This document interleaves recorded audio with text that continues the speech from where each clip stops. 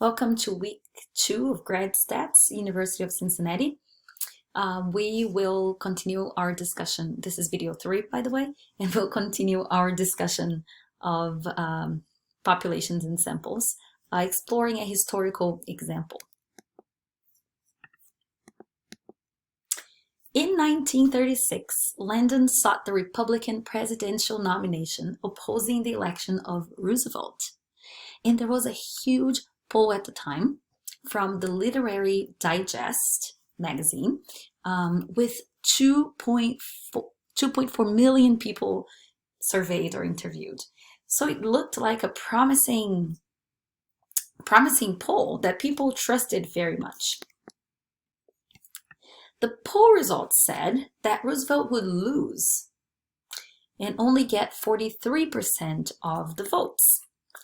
However, the election results gave Roosevelt the presidency with a big win of 62%. What happened? Well, first of all, the Literary Digest was a very big, popular magazine at the time and was highly discredited. And what went wrong is a number of things. The magazine had surveyed only its own readers, registered automobile owners, and registered telephone users. So even though it was a lot of people, it was only these 3 pieces of the population that were part of that sample. Now, these groups had incomes well above the national average of the day, that was Great Depression era, which resulted in lists of voters far more likely to support Republicans than a truly typical voter of the time. The sample then was not representative of the American population. It was like sampling that piece of food that contained more salt, and you ended up with a biased result. So it's not sufficient to have a good sample. It's not sufficient to have a large sample. It has to be obtained appropriately. Different sampling methods. Simple random sample.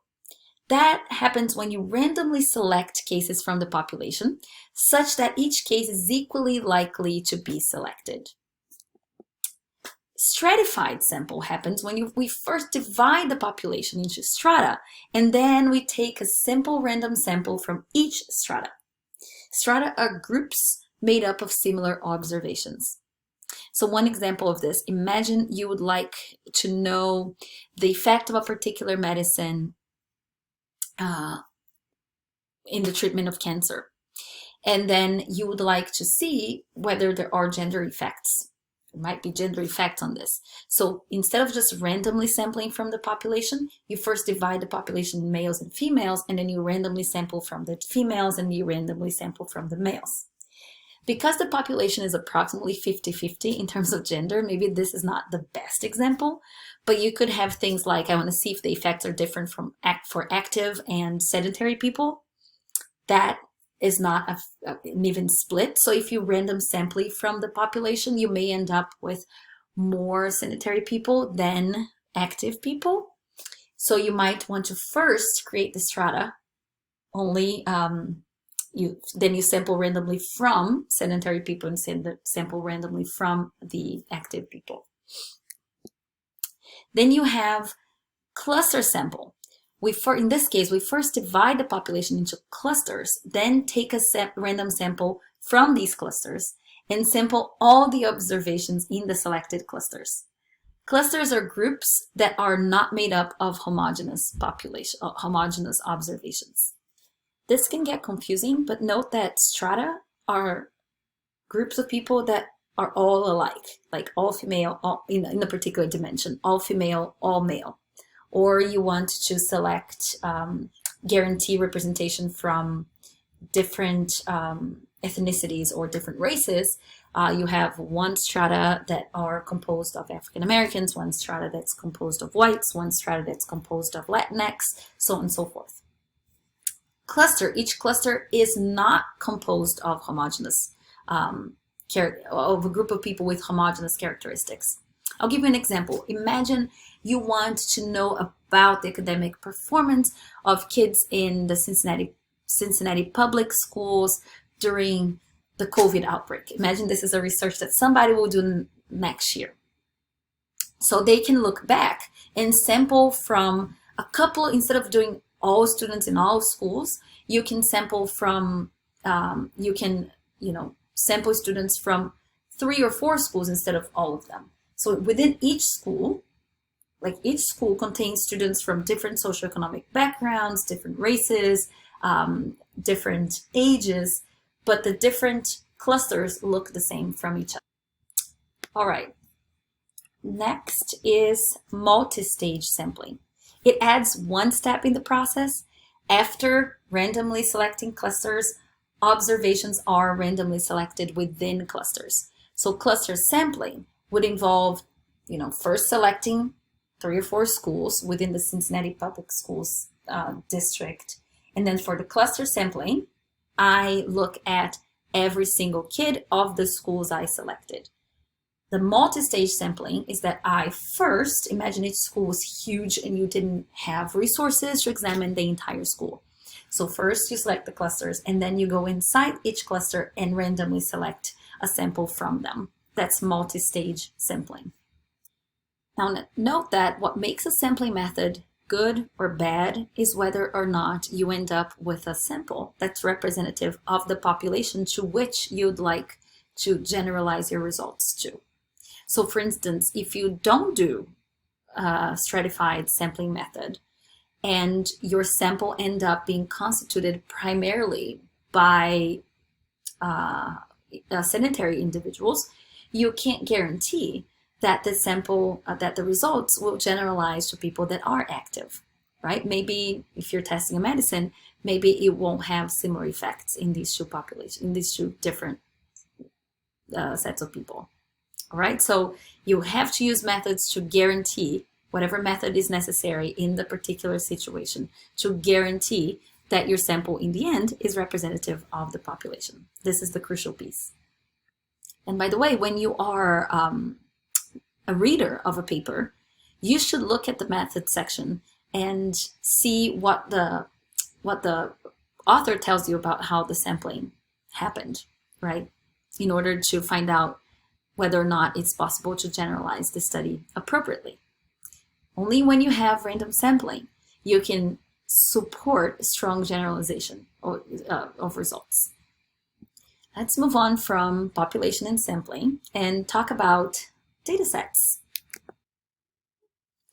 This is a data matrix, kind of like the one you've created in our first lab. It has rows and columns, and the rows and columns have specific meaning when we're thinking about data sets in particular. So the rows of the data set refer to the observations, to our unit of observation. So if you're collecting data from countries, like here, each country is one unit in your data set. If you're collecting data from people, each person is one unit of observation in your data set.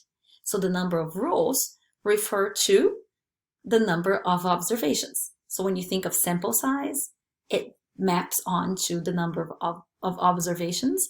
That is really the number of rows in your data set. Let's move myself out of the way.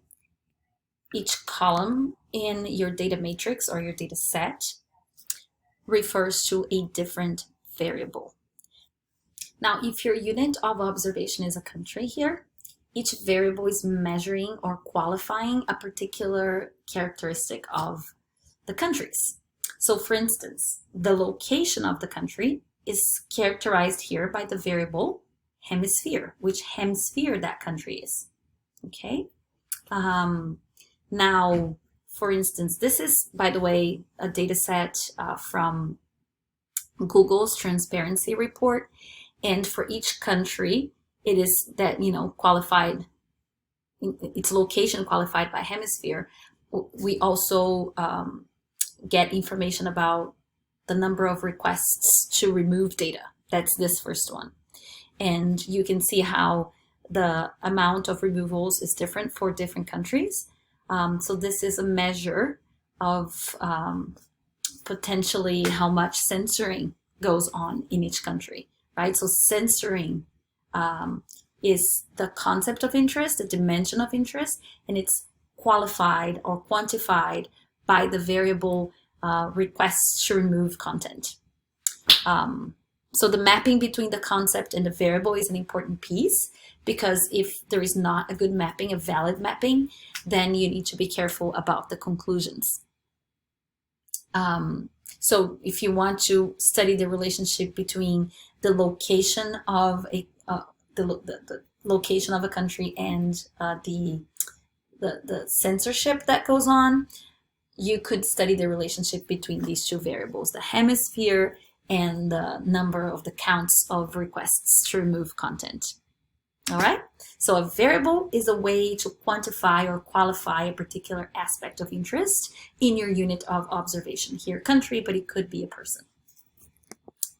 Now let's move on to types of variables. So out of all different variables, let me get myself out of the way, you can have either numerical or categorical variables. And within numerical variables, you can either have continuous variables, which means there is infinite number of possibilities between any two values. For example, let's think about your height. Between 1 meter and 2 meters, there's an infinite number of possibilities in the middle. That's a continuous variable. A discrete variables is things like counts. How many times did people request a removal of content? That would be a discrete variable, because between 25 requests and 26 requests, there's nothing in the middle. There's not a 25.1 requests.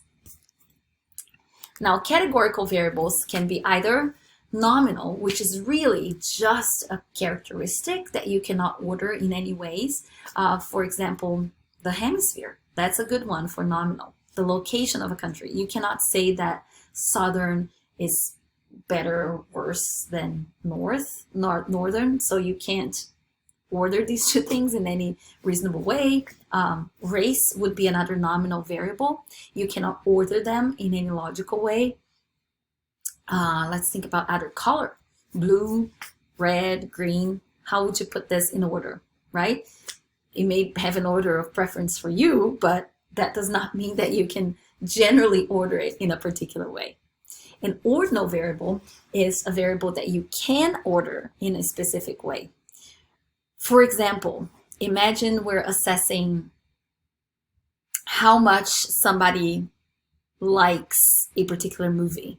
And then you could have very much, medium, not at all. You could have that there is an implicit order in this particular variable. And in that case, we call it categorical.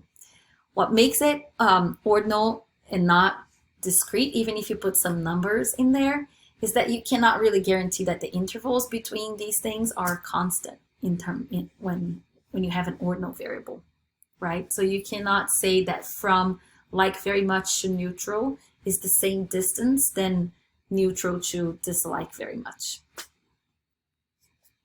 Let's break here for a little bit. We'll come back with video number 4.